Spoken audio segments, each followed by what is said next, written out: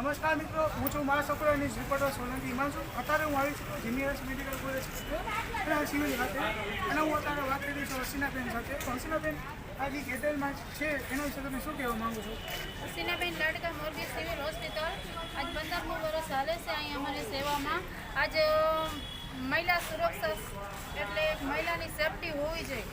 તે આ દુર્ઘટના બની છે આ દીકરી સાથે, તો એના આરોપીને કડકમાં કડક સજા મળવી જોઈએ અને મહિલાને પણ સુરક્ષા મળવી જોઈએ. અહીંયા દીકરીઓ આવે છે, મા બાપ મૂકે છે, એકલી બિચારી અડધી રાત્રે નાઇટ ડ્યુટી કરે છે.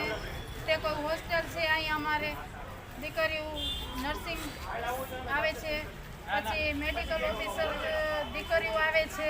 તો અમારે આટલું જ જોઈએ કે આ દીકરીઓને અમારે સેફટી જોઈએ. બરાબર છે. આજે મહિલા સુરક્ષા આવી ઘટના અન્ય કોઈ આ દાખલો હવે બીજા ના થાય.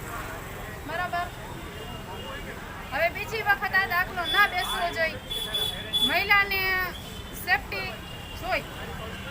આવી ઘટના બીજી વાર ન બને એના વિશે તમે તંત્રને શું જાગૃત કરવા? આવી ઘટના બીજી વખત ન બને તંત્રને કહું છું તે મહિલા સુરક્ષા સમિતિ એટલે હમ ભારત કી નારી